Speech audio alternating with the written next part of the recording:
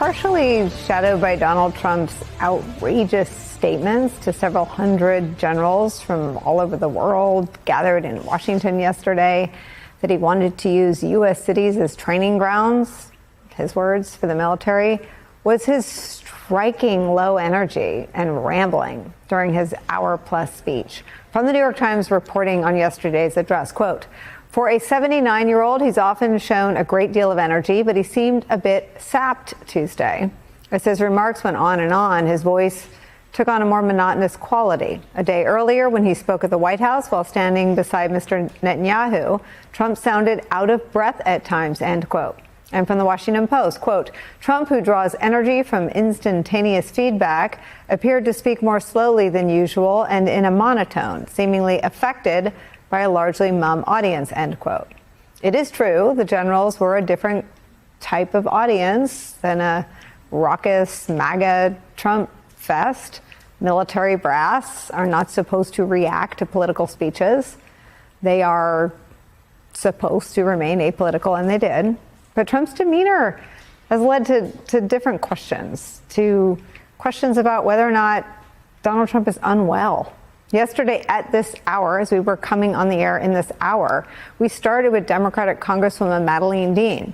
She joined us to talk about the government shutdown, but literally seconds before she came on the air, as we saw her getting ready in the shot on the wall, we saw a confrontation take place between the Congresswoman and Speaker Mike Johnson.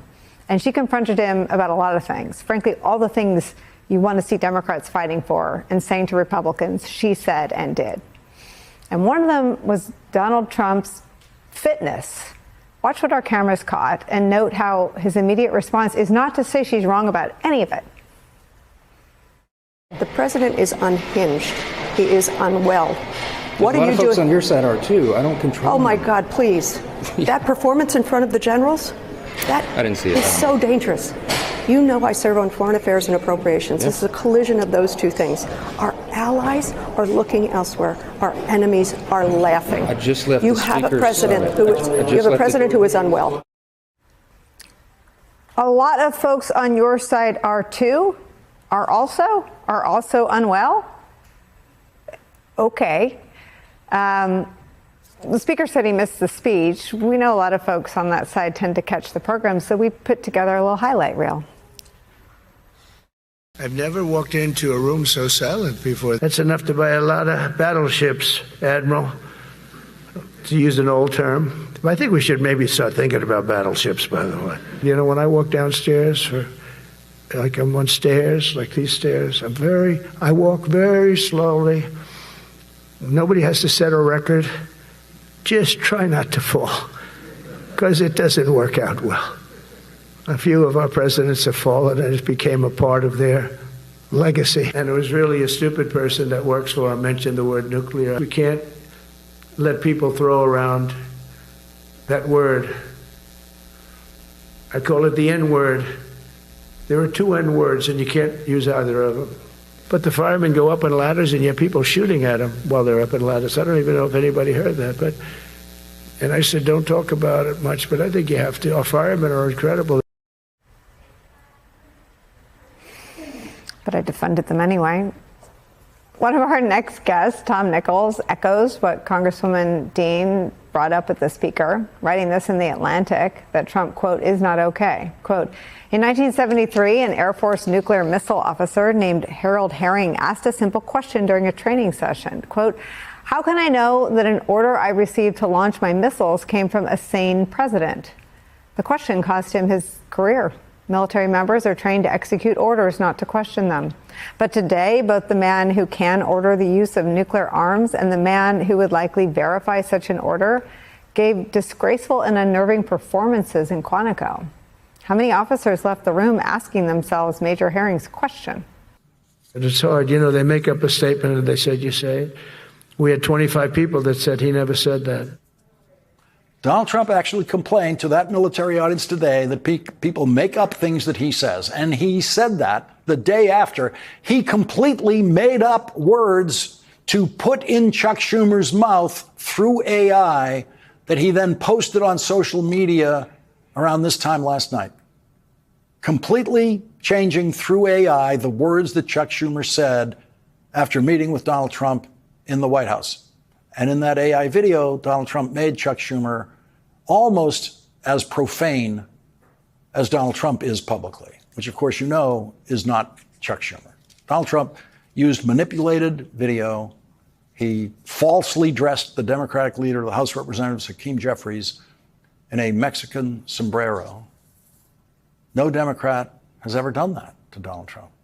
It is inconceivable that a president of the United States would put out a fake video of the Senate minority leader and the House minority leader. That would not happen, could not happen. But because Donald Trump has lost his mind, and Republicans in Congress accept that Donald Trump has lost his mind, the Republican Party cheers on his public madness. And because not one Republican found fault with the ugly and insane video that Donald Trump posted last night, he has decided to create and post another one tonight. And this one includes me. It's a clip of this program last night of Hakeem Jeffries responding to the racist video that Donald Trump created about him last night. And this one tonight is another demonstration of the depths of Donald Trump's depravity, his perversity, a deep and unyielding perversity beyond anything we have ever seen in American politics. The President of the United States is now a weary, snarling viper of political perversity, and every commander in the American military has now seen that. And I was interested in the fact that this was the first issue they raised. I mean, of course, there's the objectionable line about our cities being training grounds. There was the whole Hegseth debacle, if you will. But the first thing my sources raised was how Trump seemed. And I wonder if that's what you heard and that's what inspired the piece. What inspired the piece was Trump. That as I was watching it in real time, and I was looking at the audience, and I've sat with and lectured to military audiences for most of my adult life. I just had to wonder what they were thinking, because, you know, military officers don't go to MAGA rallies. Senior officers don't have a lot of time to sit and watch footage on cable news. And I think for most of them, this was the first time they'd really gotten a major helping of 180 proof undiluted Donald Trump, and just had to sit there for almost an hour and just watch him. And I assume, you know, that, and I did hear afterwards that, you know, a lot of folks were like, he just doesn't seem well. He's not okay. I'm not a doctor. I'm not making a diagnosis. I'm saying as a layperson and a man of advancing years myself, that I looked at the president and I thought he's not okay. And that it's not just his physical demeanor. I mean, I think for too long, we haven't been willing to talk about the weird, rambling, you know, what the president tries to call it, the weave. It's not the weave. It is some kind of emotional disordered condition where he just can't hold a thought in his head.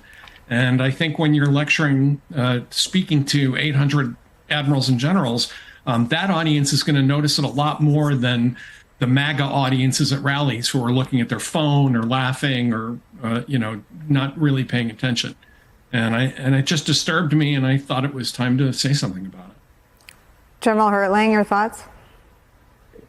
Yeah, Tom's right. I heard from quite a few of the folks that I used to serve with who were in the audience last night or yesterday, and heard some of the same thing, that it was meandering was the word that came up with one.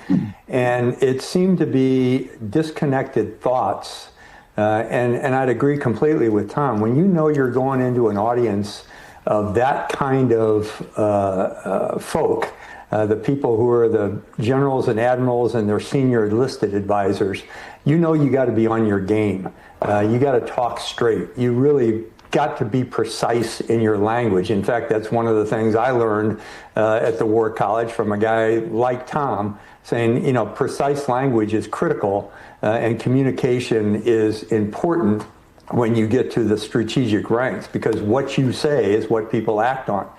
One of the individuals that I talked to last night, said that, and I know this guy, he likes to take very meticulous notes. And he was saying he gave up taking notes halfway through the speech because none of them were connecting and were not something he could take back to his troops. And that's sort of a sad thing to say when you're talking about the commander-in-chief. Donald Trump walked into that room full of generals, and the first thing that stood out was how unwell he looked. This was not a man projecting energy or strength or command. His voice came off just flat, his delivery dragged, and his words wandered into strange tangents about training in US cities and battleships.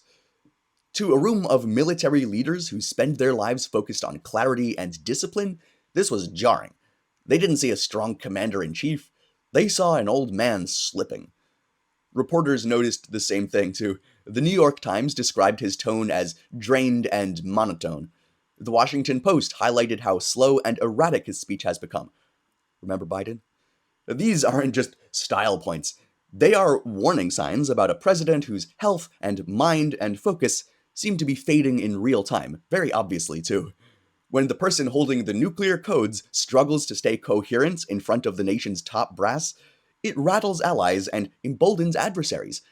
Everyone watching starts to ask the same pretty basic question. Is he fit to serve? I think the obvious answer is no. The generals here tried to stay respectful. Military leaders are trained to keep that poker face during these political moments. But the reactions behind the scenes told a completely different story. Retired officers said that they couldn't even take proper notes from his address because it was too scattered and absent-minded. Analysts like Tom Nichols flat out said, Trump is not okay. That is a concern for national security, right? The commander-in-chief showing visible signs of decline, and the people who would have to carry out his orders are the first to notice. His behavior also shows how disconnected he's become. Instead of even trying to focus on strategy or reality, he drifts off into rambling about using the cities, American cities, our cities, as war zones, about the enemy from within, and then some random stories about stairs. These are not the words of someone sharp and steady. These are the words of a man whose grip on reality is slipping, whose health, whether physical, mental, or both, can't keep pace with the demands of the job. And this decline has been building for a while. The erratic comments, the fabricated claims, the shaky delivery, the wobbling around, none of this is new. The change is that he just looks even more weaker now, more tired, more visibly unwell. Each public appearance feels like proof that he's just struggling to function. At a time when America needs strength, its leader is showing the opposite: exhaustion, confusion, and instability. Trump did not walk into that room and reassure anyone or the generals he was facing. He walked in and confirmed the fear that he is no longer well enough to lead.